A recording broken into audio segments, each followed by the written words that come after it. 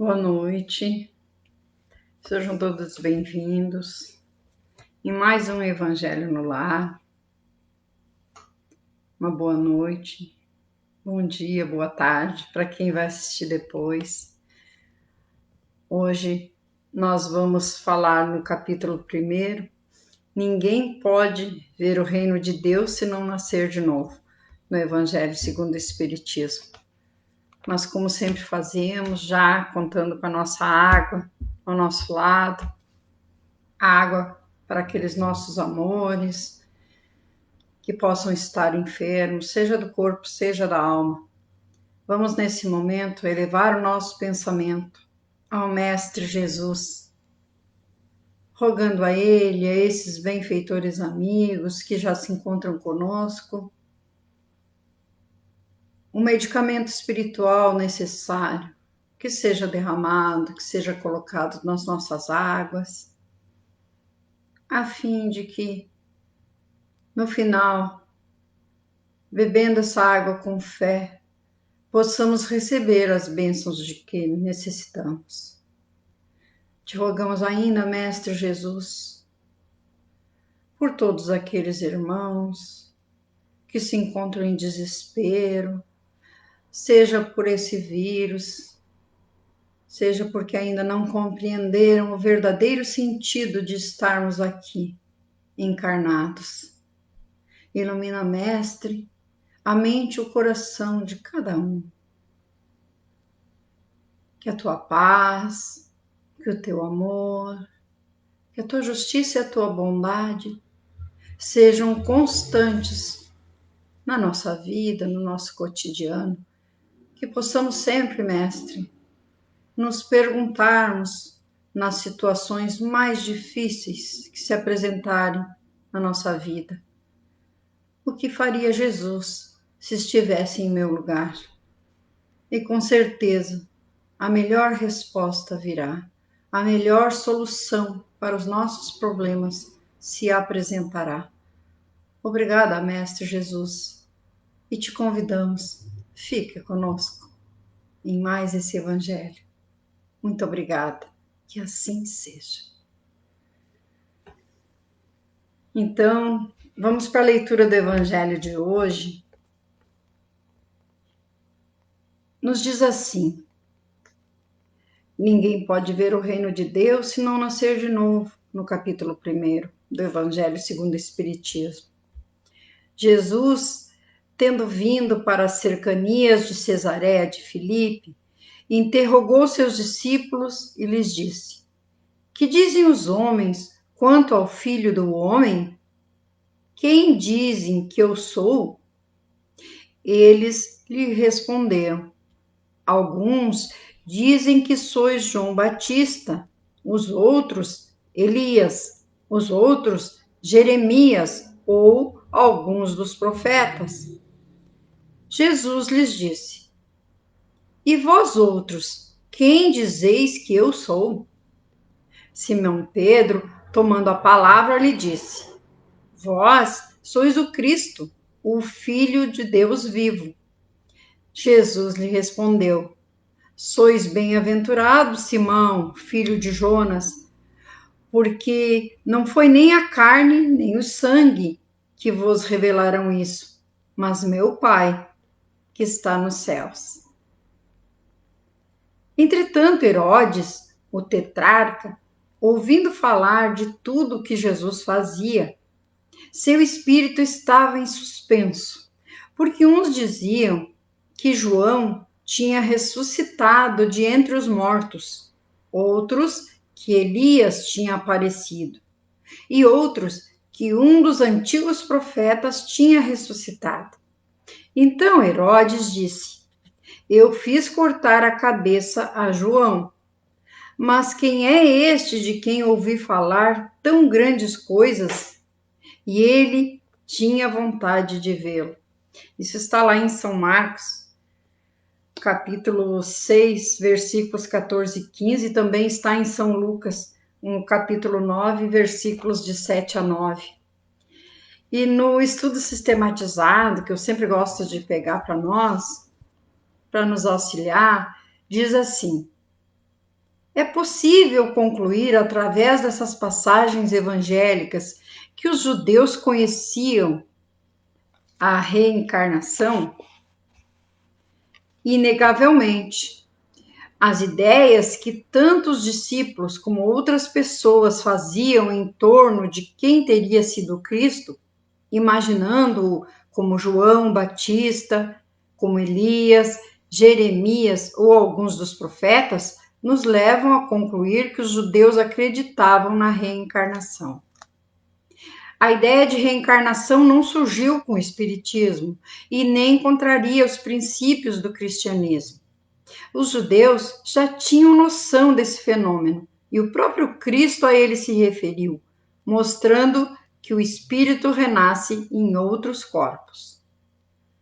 Mas então, o que podemos entender pela resposta de Jesus a Pedro? Não foram a carne nem o sangue que isso te revelaram, mas meu Pai que está nos céus?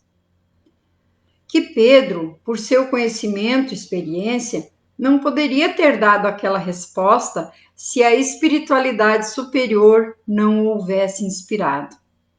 A resposta de Jesus deixa subentendido que Pedro não falara por si mesmo, mas sobre inspiração espiritual através do concurso de espíritos superiores.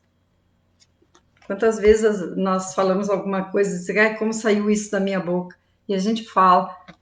Então, muitas vezes os benfeitores estão aí nos ajudando, nos auxiliando e não nos damos conta.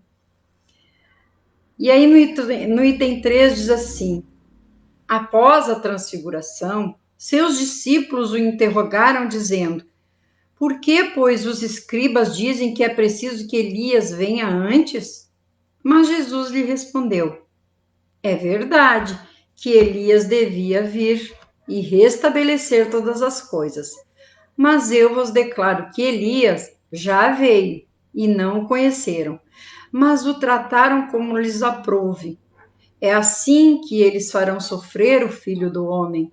Então, seus discípulos compreenderam que era de João Batista que Jesus havia falado.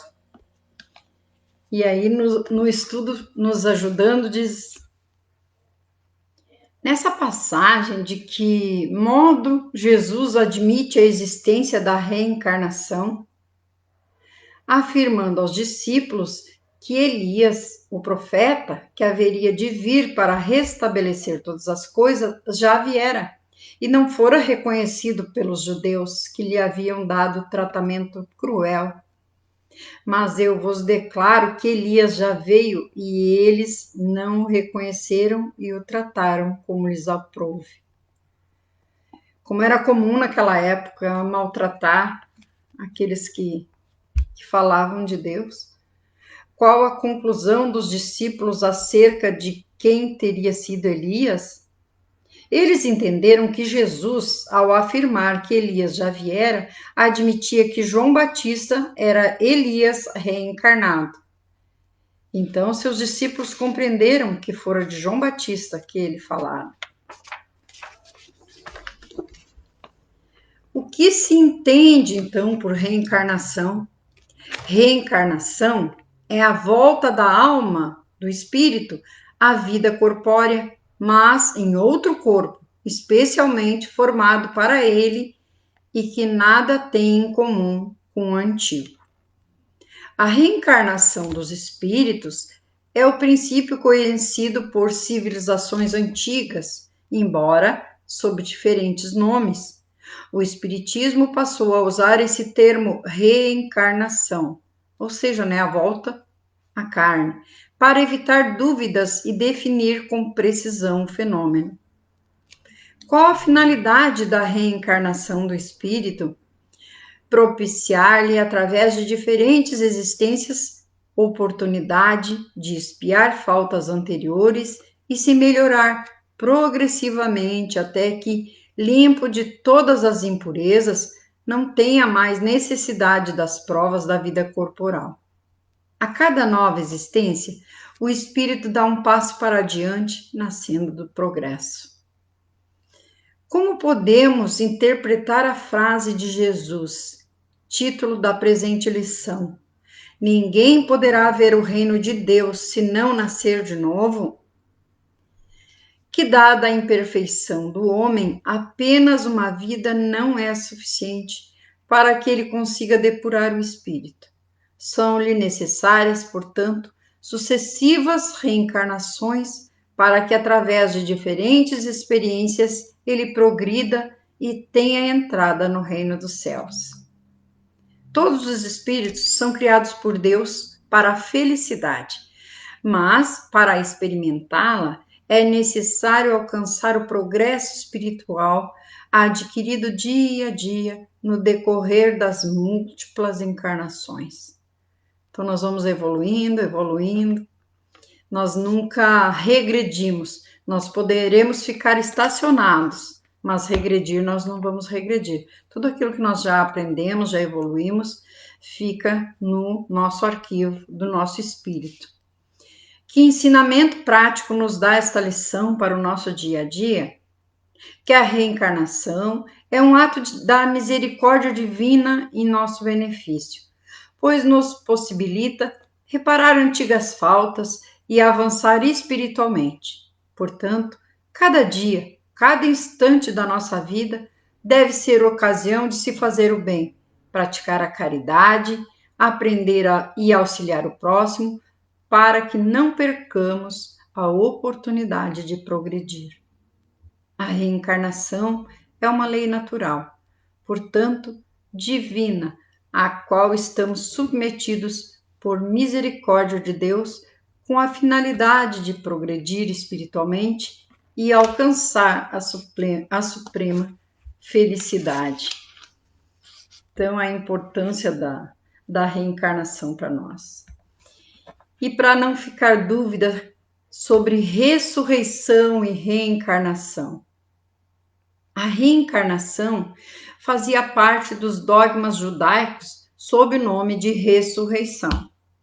Só os saduceus, que pensavam que tudo acabava com a morte, não acreditavam nela. As ideias dos judeus sobre esse ponto, como sobre muitos outros, não estavam claramente definidas, porque não tinham senão noções vagas e incompletas sobre a alma e sua ligação com o corpo.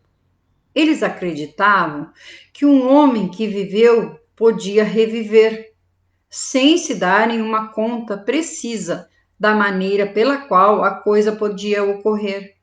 Designavam pela palavra ressurreição o que o Espiritismo mais judiciosamente chama reencarnação. Com efeito, a ressurreição supõe o retorno à vida do corpo que morreu, o que a ciência demonstra ser materialmente impossível, sobretudo quando os elementos desse corpo estão, desde há muito, dispersos e absorvidos. Já a reencarnação é o retorno da alma, do espírito, à vida corporal, mas em um outro corpo, novamente formado para ela, e que nada tem de comum com o antigo. A palavra ressurreição poderia, assim, aplicar-se a Lázaro, mas não a Elias, nem aos outros profetas, pois, segundo sua crença, João Batista era Elias. O corpo de João não podia ser o de Elias, uma vez que se tinha visto João criança e se conheciam seu pai e sua mãe. João podia, pois, ser Elias reencarnado, mas não ressuscitado. Então fica bem tranquilo essa compreensão do que é ressurreição e do que é reencarnação. Não tem como estarmos mortos e ressuscitarmos, né? Mas reencarnar. Ora, havia um homem entre os fariseus chamado Nicodemos, senador dos judeus, que foi à noite encontrar Jesus e lhe disse: Mestre, sabemos que viestes da parte de Deus para nos instruir como um doutor. Por que ninguém poderia fazer os milagres que fazeis se Deus não estivesse com ele. Então, eles reconheciam o poder de Jesus. Jesus lhe respondeu: em verdade vos digo, ninguém pode ver o reino de Deus se não nascer de novo. Nicodemos lhe disse: como pode nascer um homem que já está velho? Pode ele reentrar no ventre de sua mãe para nascer uma segunda vez? Jesus lhe respondeu: em verdade vos digo, se um homem não renascer da água e do espírito, não pode entrar no reino de Deus. O que é nascido da carne é carne, e o que é nascido do espírito é espírito. Não vos espanteis do que eu vos disse, que é preciso que nasçais de novo. O espírito sopra onde quer e ouvis sua voz, mas não sabeis de onde ele vem, nem onde ele vai. Ocorre o mesmo com todo homem que é nascido do espírito. Mas Nicodemos lhe respondeu: mas como isso pode se dar? Jesus lhe disse: que sois mestre em Israel e ignorais essas coisas? Em verdade vos digo que não dizemos senão o que sabemos e que não testemunhamos senão o que vimos. E entretanto, vós não recebeis nosso testemunho. Mas se não me credes quando vos falo das coisas da terra, como me crereis quando vos falar das coisas do céu? O pensamento de que João Batista era Elias e que os profetas poderiam reviver sobre a terra encontra-se em muitas passagens dos evangelhos, notadamente nas relatadas acima. Se essa crença tivesse sido um erro, Jesus não teria deixado de combater, como combateu tantas outras. Longe disso, ele a sancionou com toda a sua autoridade e a colocou como princípio e como uma condição necessária quando disse: ninguém pode ver o reino dos céus se não nascer de novo. E insiste, ajuntando: não vos espanteis do que eu vos disse, que é preciso que nasçais de novo. Essas palavras, se um homem não renasce da água e do espírito, foram interpretadas no sentido da regeneração pela água do batismo.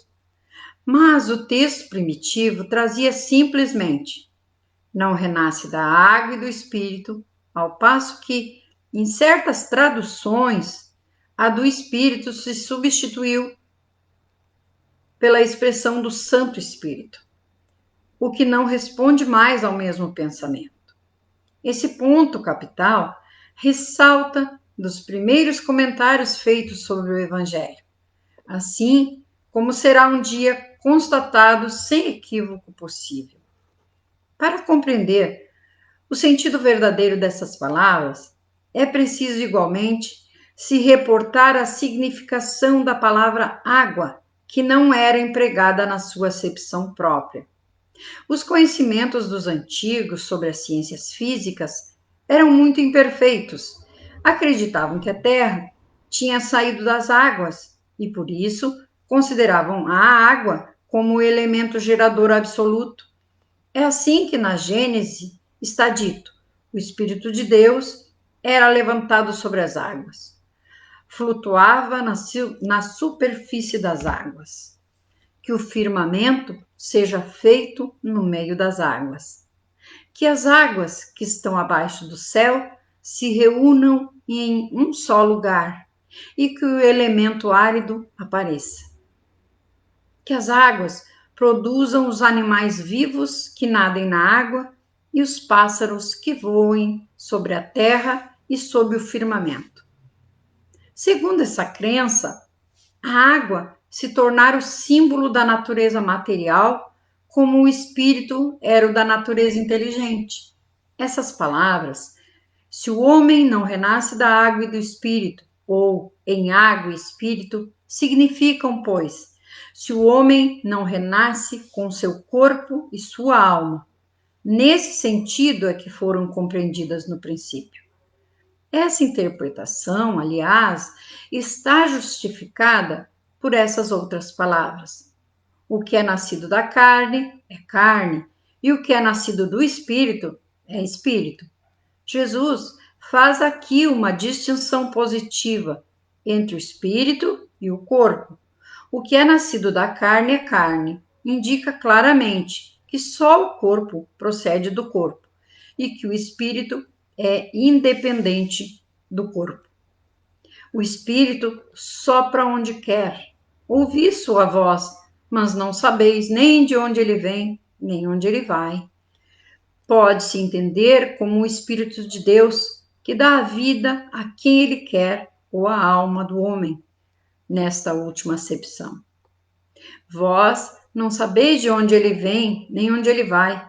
Significa que não se conhece o que ele foi, nem o que o Espírito será. Se o espírito ou alma fosse criado ao mesmo tempo que o corpo, se saberia de onde veio, uma vez que se conheceria seu começo. Como quer que seja, essa passagem é a consagração do princípio da preexistência da alma e, por conseguinte, da pluralidade das existências. Ora, desde o tempo de João Batista até o presente, o reino dos céus é tomado pela violência, e são os violentos que o obtêm. Porque, até João, todos os profetas assim também, como a lei, profetizaram. E se quereis compreender o que vos disse, é ele mesmo, o Elias, que deve vir. Ouça aquele que tem ouvidos para ouvir. São Mateus, capítulos 11, versículos 12 a 15. Então, vamos pegar agora um pouquinho o nosso estudo para que ele facilite. Que juízo fazia Nicodemos a respeito de Jesus e por quê? Nicodemos acreditava que Jesus era um enviado de Deus com a missão de instruir os homens. Ele assim pensava, porque sabendo dos prodígios que Jesus fazia, reconhecia que ninguém poderia executá-los se Deus não estivesse com ele. Mestre, sabemos que viestes da parte de Deus para nos instruir, porquanto ninguém poderia fazer os milagres que fazes se Deus não estivesse com ele. Mas a que Jesus se refere quando afirma ser preciso nascer de novo para se ver o reino de Deus? Jesus diz que somente pela reencarnação temos possibilidade de resgatar débitos passados e construir nosso progresso espiritual, habilitando-nos assim a ver o reino de Deus. Uma existência é insuficiente para que alcancemos o necessário aperfeiçoamento. Em verdade, digo-te, ninguém poderá ver o reino de Deus se não nascer de novo. O que significa renascer da água e do Espírito? Para entender essa passagem, precisamos reportar-nos à época em que Jesus falava e levar em conta o que então se conhecia sobre as ciências físicas. Naquele tempo, a água era considerado símbolo da natureza material e o único elemento gerador da vida, donde renascer da água significa voltar à vida com o corpo físico. Por outro lado, daquela época até hoje, o espírito é símbolo da natureza inteligente. Assim, renascer do espírito corresponde a renascer com sua alma. Mas como interpretar a frase de Jesus? O que é nascido da carne é carne e o que é nascido do espírito é espírito? Jesus não só distingue o corpo do espírito, como evidencia a origem de cada um, esclarecendo que o corpo gera outro corpo, mas não gera o espírito, pois só Deus, Espírito Supremo, que a tudo preside, pode gerar o espírito, pode criar o espírito. A formação do corpo é independente do espírito, que já existe, de modo que os traços físicos transmitidos aos filhos pelos pais nada têm a ver com as características morais, aos quais o espírito não herda, mas traz consigo de vidas anteriores. Então, aí nós podemos explicar aquelas crianças que tocam piano, aquelas crianças que todo mundo diz assim, nossa, desde pequenininho ele já era bom em matemática, sabia ler, sabia escrever. É só com a preexistência do espírito que nós podemos explicar. Não foi o corpo, mas sim o espírito, porque fica tudo gravado no nosso arquivo do espírito, a memória do espírito. Que interpretação podemos dar à frase do mestre? O espírito sopra onde quer. Ouve-lhes a voz, mas não sabe nem de onde vem, nem para onde vai. O mesmo se dá com todo homem que é nascido do espírito?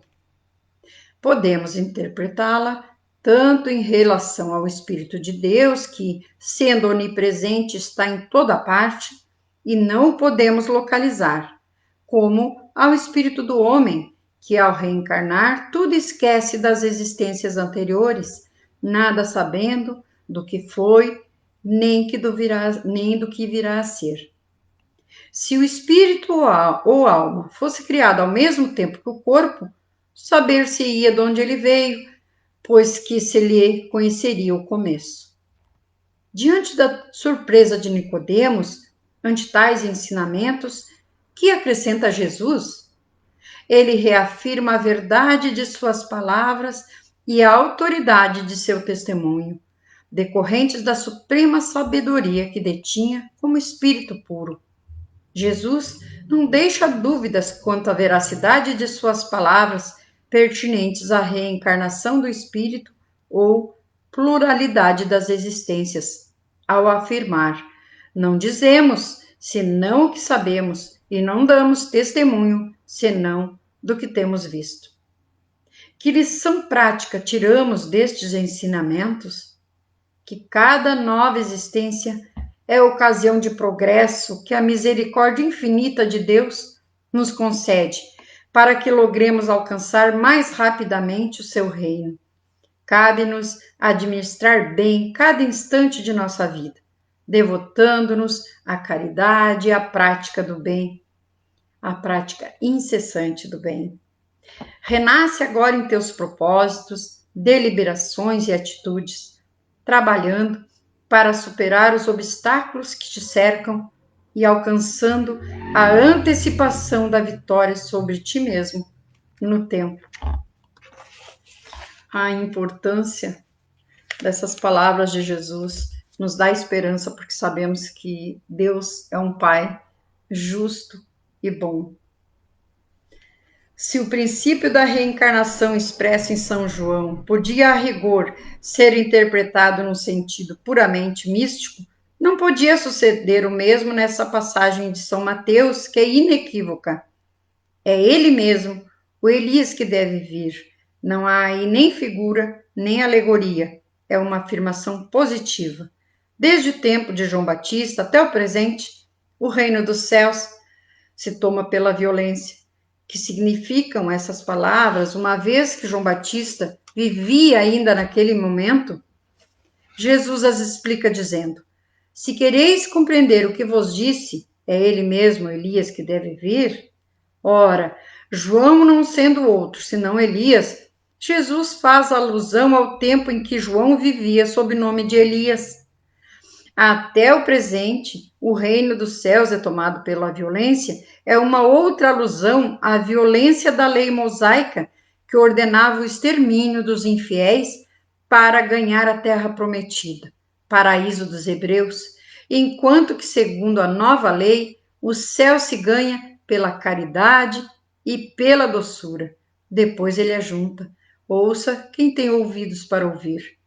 Essas palavras, tão frequentemente repetidas por Jesus, dizem claramente que todo mundo não estava em condições de compreender certas verdades. Aqueles do vosso povo que se tenho feito morrer, viverão de novo. Aqueles que estavam mortos em meu meio, ressuscitarão. Despertai do vosso sono e cantai os louvores de Deus, vós que habitais na poeira, porque o orvalho que cai sobre vós é um orvalho de luz, e porque arruinareis a terra e o reino dos gigantes. Esta passagem de Isaías também é bem explícita. Aqueles do vosso povo que se tenham feito morrer viverão de novo. Se o profeta pretendesse falar da vida espiritual, se quisesse dizer que aqueles que se tenham feito morrer não estavam mortos em espírito, ele teria dito: vivem ainda, e não viverão de novo. No sentido espiritual, essas palavras seriam um contrassenso, uma vez que implicariam uma interrupção na vida da alma. No sentido de regeneração moral, elas seriam a negação das penas eternas, uma vez que estabelecem em princípio que todos aqueles que estão mortos reviverão. Chegando ao final desse nosso evangelho, quem quiser continuar, pode ficar no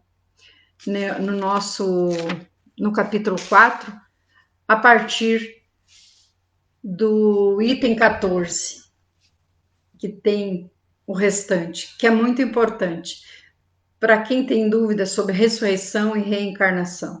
Então, a nossa reencarnação é a bondade divina nos ajudando a nos, como aquela criança que repete de ano, né? Nós também precisamos, porque ainda temos muito a nos corrigir, muito a nos melhorar, para ficarmos pertinho do nosso Pai. Sempre lembrando que ao término do Evangelho, sempre estou ao dispor dos irmãos no Messenger. Se quiser conversar comigo, temos diálogo fraterno, né? Atendimento fraterno. O que conversarmos ficará só entre nós. Vamos elevar nosso pensamento ao Mestre Jesus, agradecendo por mais essa oportunidade de estarmos reunidos aqui. Em teu nome, Mestre. Muito obrigada pelas bênçãos que foram derramadas sobre todos nós, sobre todos aqueles que ainda nos assistirão, que ainda colocarão suas águas, a fim de receberem o medicamento espiritual necessário. Obrigada, Mestre, por tantas bênçãos.